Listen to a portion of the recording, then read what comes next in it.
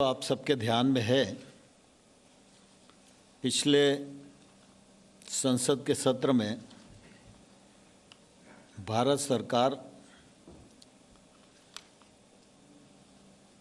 3 कानून लेकर आई थी।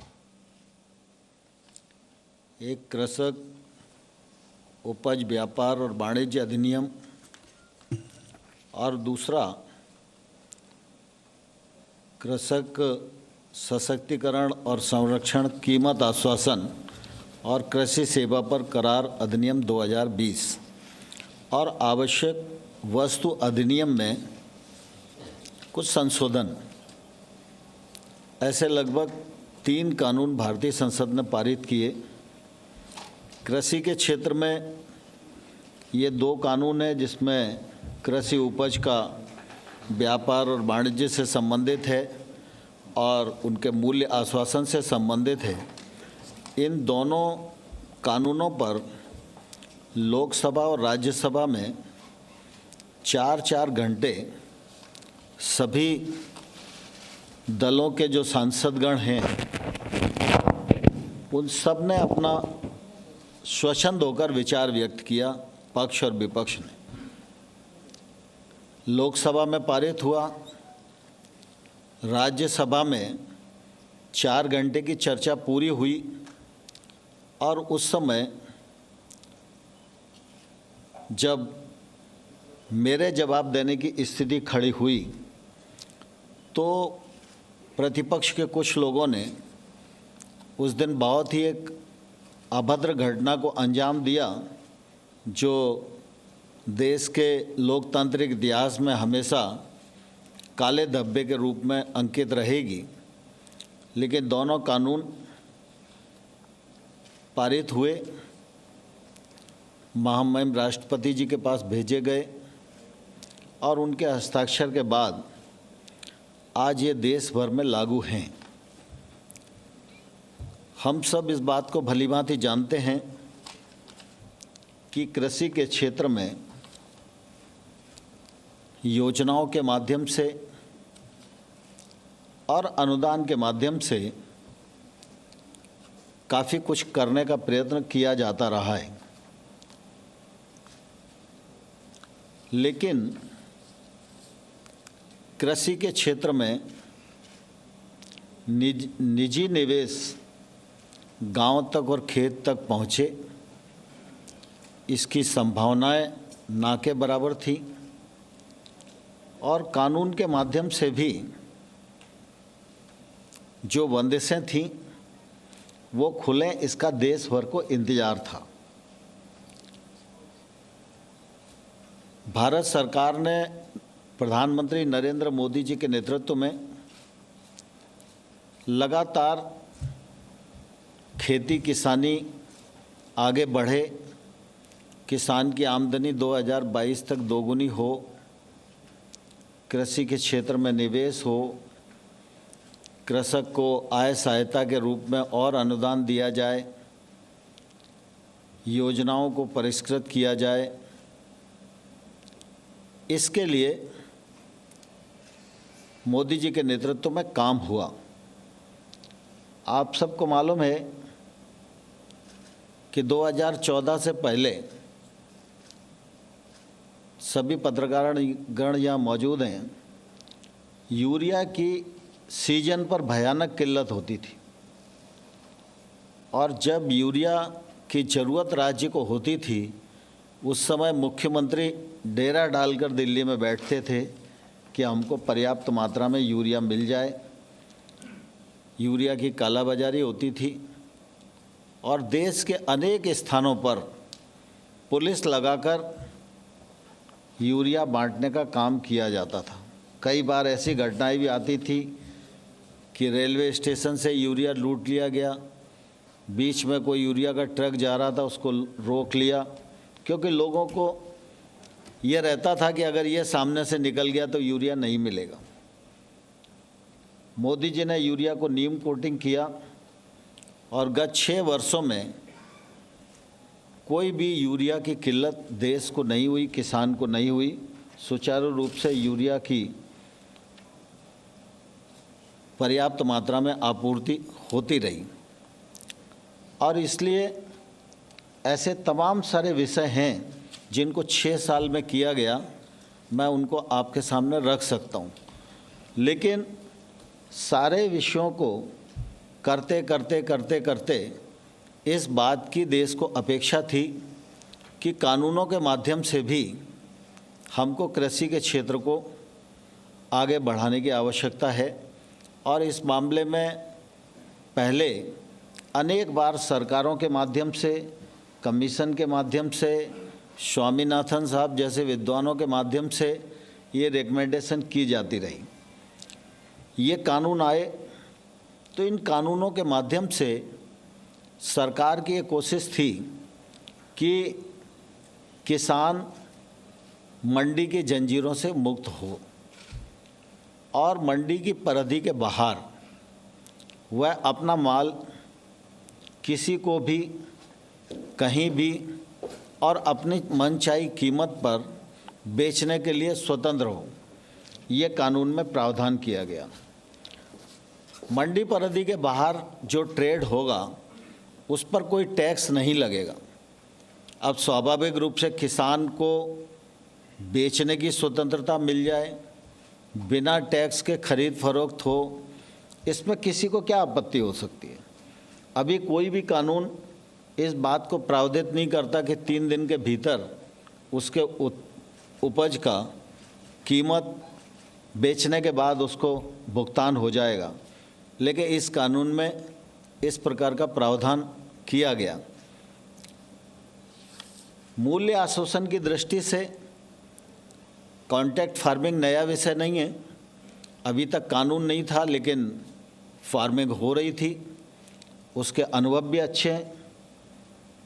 हम लोगों को लगता था कानूनी प्लेटफॉर्म देंगे, इसका फ़ायदा लोग अच्छे से उठाएंगे, किसान महंगी फसलों की ओर आकर्षित होगा, नई टेक्नोलॉजी से जुड़ेगा, अपनी जोखिम को प्रोसेस पर ट्रांसफ़र करने में सफल होगा, बुआई के समय उसको मूल्य की गारंटी मिल जाएगी और किसान को और किसान की भूमि को कानून में पूरी तरह से सुरक्षा देने का प्रबंध किया गया।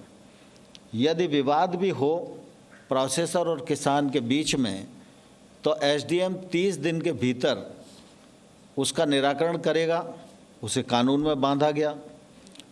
और साथ ही साथ यह भी कानून में प्रावधान किया गया कि निर्णय अगर कभी किसान के विरुद्ध भी जाता है तो उससे वसूली सिर्फ आदान की कीमत की हो सकती है, उसके अतिरिक्त नहीं हो सकती, और उसकी वसूली का कोई भी निर्देश एसडीएम के द्वारा किसान की भूमि के विरुद्ध नहीं होगा।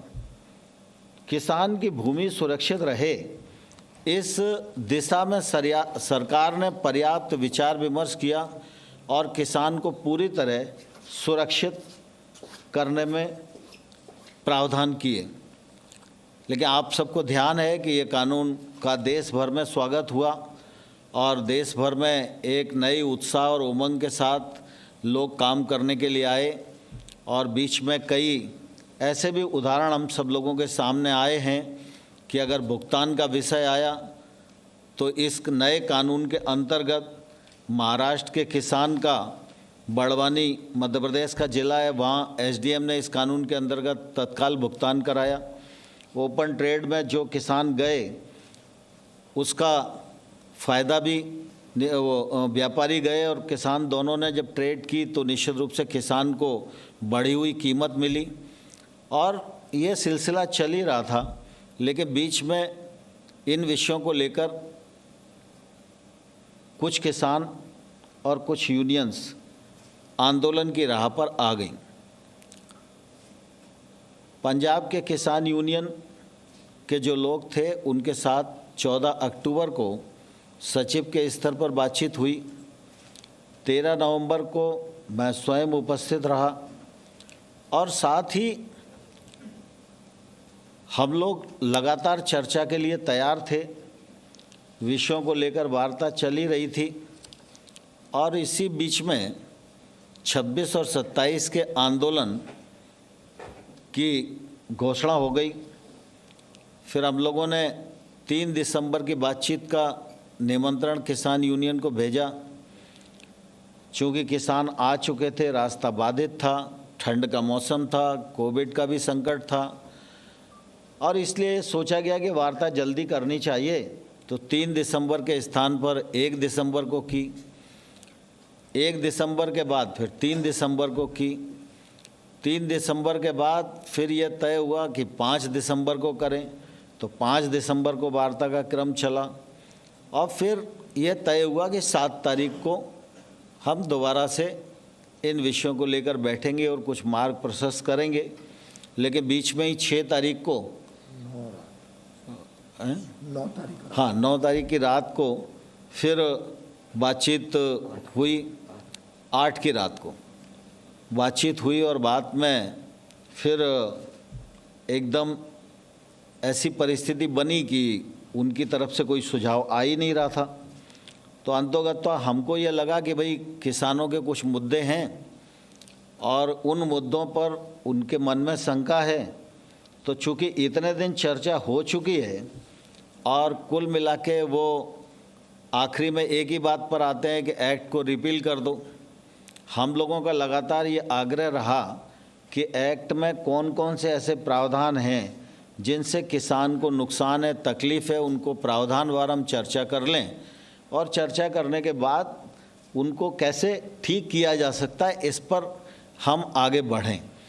लेकिन मुद्दे यूनियंस की तरफ से नहीं आए तो फिर हम ही लोगों ने मुद्दे उनको चिन्हित करके बताए और उस पर यह हुआ कि भाई हाँ, ये मुद्दे तो चर्चा में हैं। तो उन मुद्दों का सिलसिलेवार हम अपना प्रस्ताव बनाकर उनको भेज दें, ये विचार हुआ और आपने देखा कि हम लोगों ने उनको मुद्दों के प्रस्ताव बनाकर भेजे। विशेष रूप से उनकी मांग एक पहले तो ये थी कि कानूनों को निरस्त करना।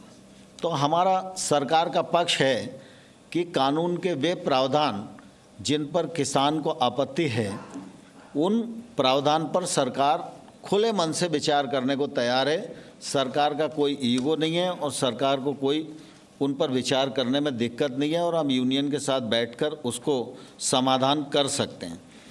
फिर दूसरा, कुछ लोगों का बातचीत में बात आती थी कि ये कानून वैध नहीं है, क्योंकि कुछ लोगों ने ऐसा बता रखा था कि कृषि राज्य का विषय है और केंद्र सरकार उस पर कानून नहीं बना सकती।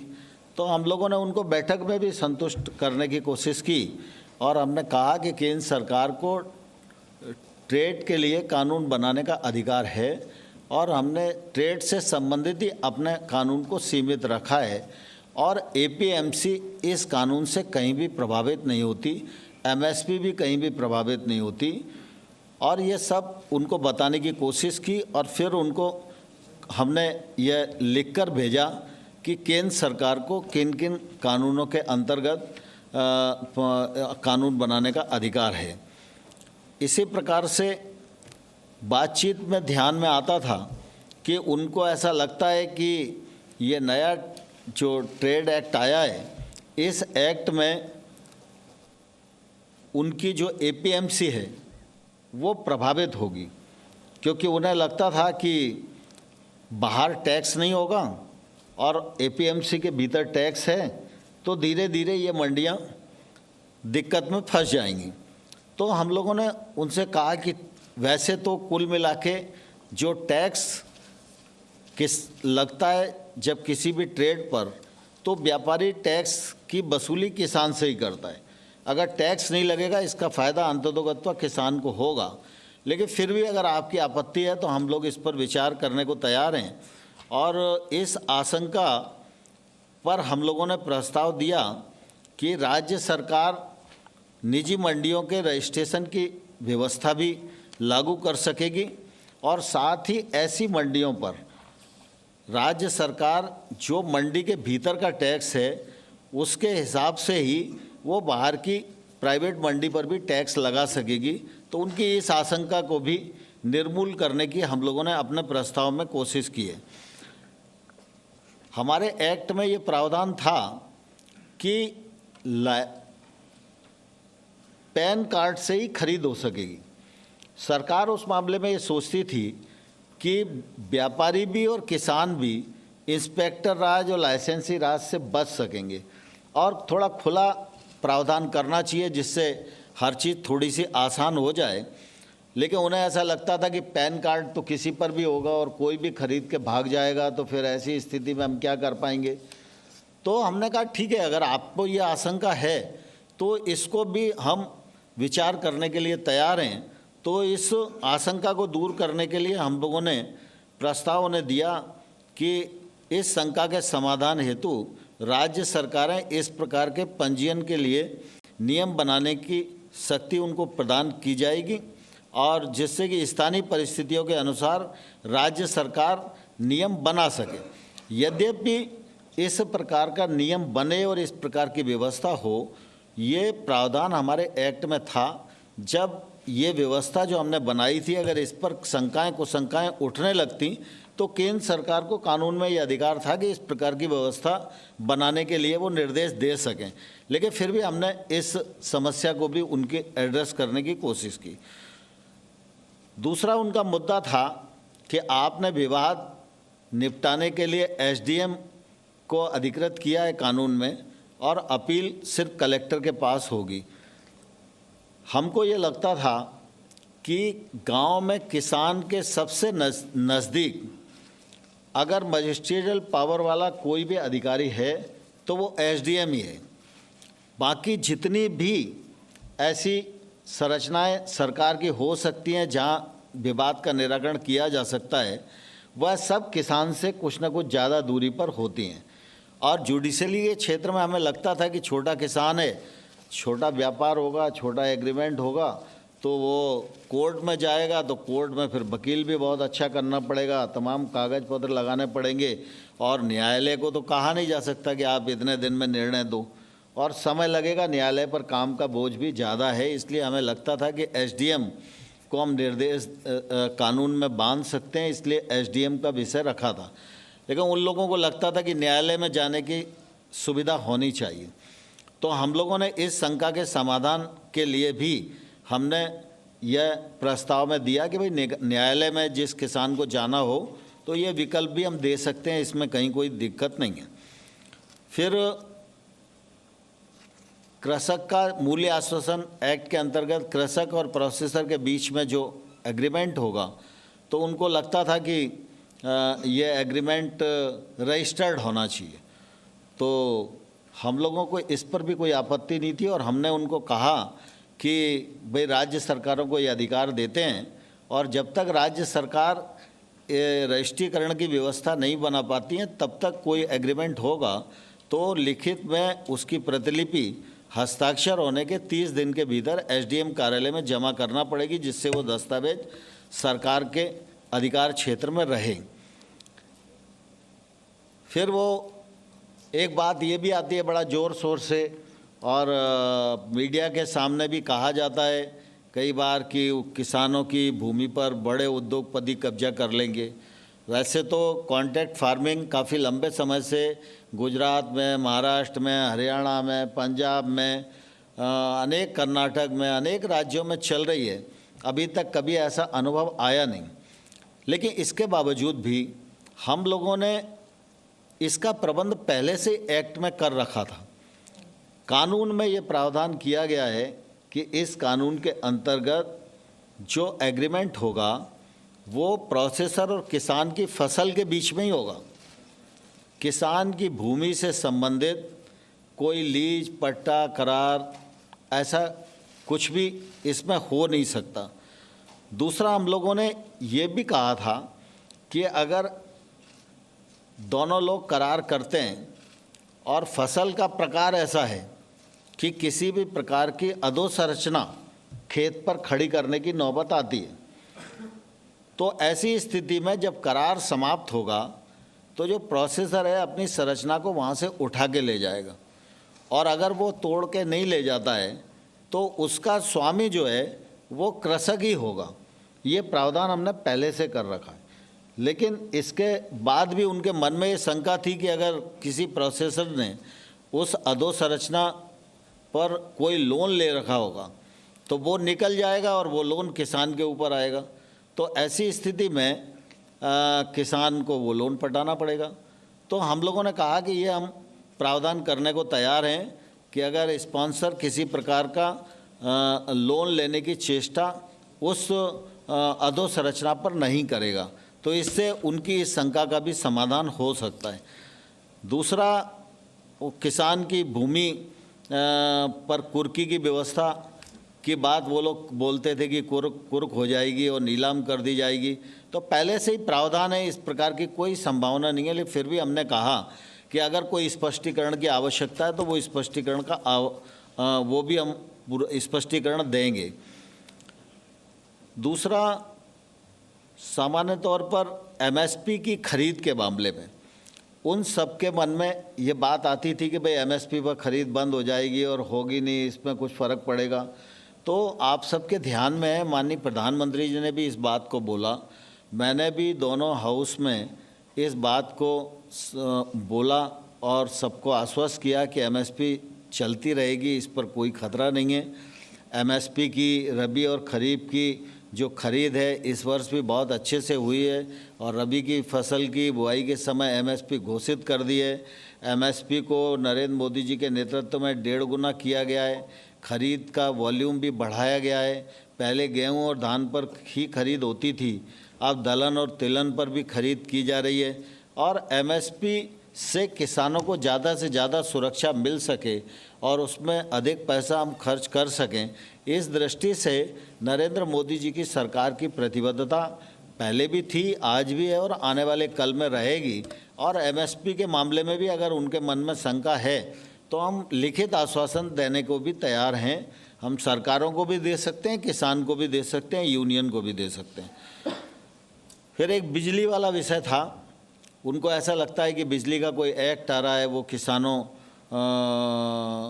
के लिए थोड़ा तकलीफ पैदा करेगा, तो इस मामले में भी हम लोगों ने बहुत स्पष्टता से उन्हें कहा कि राज्य सरकारें बिजली वितरण कंपनियों को वर्तमान व्यवस्था के अनुसार ही सब्सिडी की राशि हस्तांतरित करने की व्यवस्था संशोधन विधेयक में भी रहेगी। इस प्रकार से वर्तमान व्यवस्था में किसानों के संबंध में जैसा चल रहा है वैसे ही चलेगा, कोई परिवर्तन नहीं होगा।